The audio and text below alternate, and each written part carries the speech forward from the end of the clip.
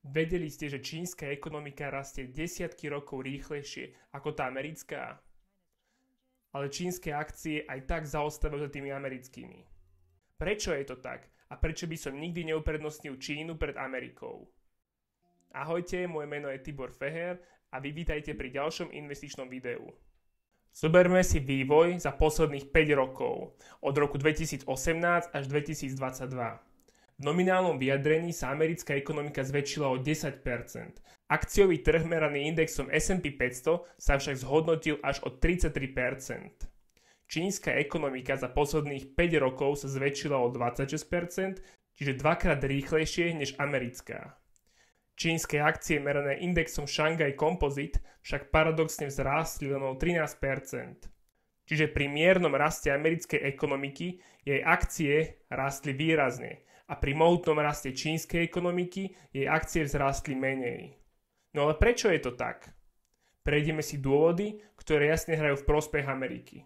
Prvý dôvod je, že firmy v americkom indexe sú globalizovanejšie než v čínskom indexe. Zoberme si len prvé 3 mená z amerického indexu S&P 500. Apple získava 43% zo svojich tržieb v USA a zvyšných 57% prúdi zo sveta. Podobne to má aj Microsoft 50% a Amazon vrátane Kanady až 68%. Na druhej strane jedným z najpopulárnejších spôsobov investovania do čínskych firiem je využitie ETF ASHR. Hlavné 3 pozície, ktoré sú zastúpené v tomto indexe sú Kweichow Mutei, predajca nápojov, predáva v Číne až 96% svojej produkcie, druhá technologická firma, ktorá vyrába batérie Contemporary Amperex 76% a tretia finančná spoločnosť Ping & Insurance Group, ktorá má tržby až 100% z Číny. Z toho vyplýva, že americké firmy zbierajú tržby a zisky po celom svete. Tým pádom môžu ďaleko prečiť rastové čísla čínskej ekonomiky. Čínske firmy sú odkázané na domáci trh. Ten síce rastie rýchlejšie, ale ihrisko je výrazne menšie. S tým súvisí aj druhý dôvod, sektorové rozloženie. S&P 500 je najväčším sektorom technologický sektor s firmami ako napríklad Meta, Tesla, Nvidia s podielom až 28%. Druhý sektor zdravotníctva s 13%. Práve v týchto sektoroch sa kumulujú unikátne faktory, ktoré vedú firmy k relatívne väčším ziskom alebo menším stratám počas prepadov. V čínskom indexe Shanghai Composite dominuje s podielom 24% finančný sektor, nasleduje priemyselný sektor s 20%. Dominujú tu klasické cyklické sektory, ktoré sú mimo globálnych trendov. Tieto sektory sa považujú za defenzívnejšie a menej rastové.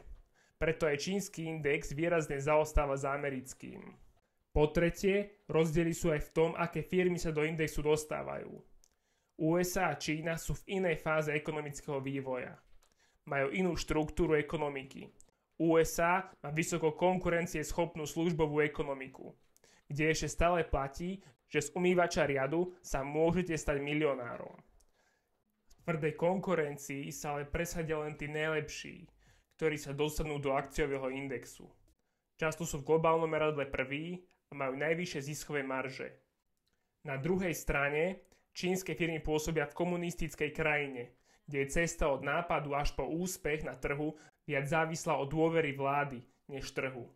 Banky podporujú najmä veľké firmy a tak je veľmi ťažké sa presadiť pre malé firmy. Niektoré firmy v indexe Shanghai Composite sú dokonca štátne, ako napríklad ropná spoločnosť PetroChina. Po štvrté, americký akciový trh má významnejšie postavenie v ekonomike ako čínsky. V USA má investovanie do akcií dlhoročnú tradíciu. Dodnes funguje index Dow Jones Industrials, ktorý vznikol v roku 1896. Index S&P 500 vznikol v roku 1923. V USA sa bežne podniky financujú emisiou akcií a dokonca aj polovica populácie akcie vlastní. Oproti tomu index Shanghai Composite vznikol len v roku 1990. Čínske podniky sa financujú najmä vďaka úverom, ale len asi 5% kapitálu sa získava prostredníctvom akcií. Financovanie pomocou úverov je pre podniky menej výhodné ako emitovanie akcií. 5. bod sa týka zahraničnej regulácie oboch trhov. Americký akciový trh je v porovnaní s čínskym viac otvorený zahraničným investorom. Takmer 20% amerických akcií vlastne zahraniční investori. V prípade Číny je to niečo len pod 5%. Zároveň sa čínsky akciový trh až teraz otvára pre zahraničné firmy. Ale na americkej burze sa môžu kotovať zahraničné firmy už dávno. Pre príklad čínsky gigant Alibaba je kotovaný aj na NYSE, New York Stock Exchange, pod skratkou BABA, alebo na hongkongskej burze pod skratkou 9988. S tým súvisí posledný 6. bod. Aby mohla americká spoločnosť emitovať akcie, musí prejsť veľmi prísnou kontrolou. Keďže kredibilita amerických kontrolných inštitúcií je vysoká, čas prechádza aj na firmy, ktoré tieto parametre splnia. Čína takúto kredibilitu nemá. Veľakrát sme už počuli o sfalšovaných finančných výkazoch v Číne.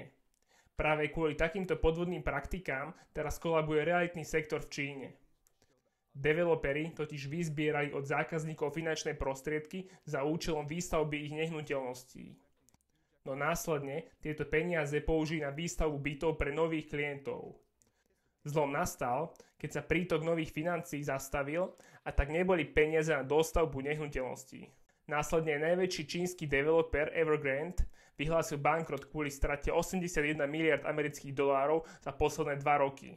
Preto nedôverujem čínskym regulačným orgánom.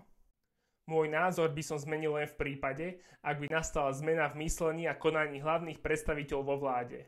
Ekonomika by sa musela pretransformovať od základov. Kým podobné zmeny neprídu, tak sa budem Číne veľkou obkľukou vyhýbať. Zdravá ekonomika by nemala byť pod takým silným drobnohľadom štátu. Jasným príkladom, ako má fungovať spolunažívanie vlády a firiem, je pre mňa Amerika. A preto investujem hlavne do amerických akcií. Ak máte zainvestované v Číne, tak mi kľudne napíšte váš dôvod, kvôli čomu si myslíte, že aj v Číne sa dajú nájsť dobré firmy. Ak sa vám páči tento druh informácií, tak ma podporte lajkom alebo sledovaním tohto kanálu. Posúvajme sa navzájom. Majte sa.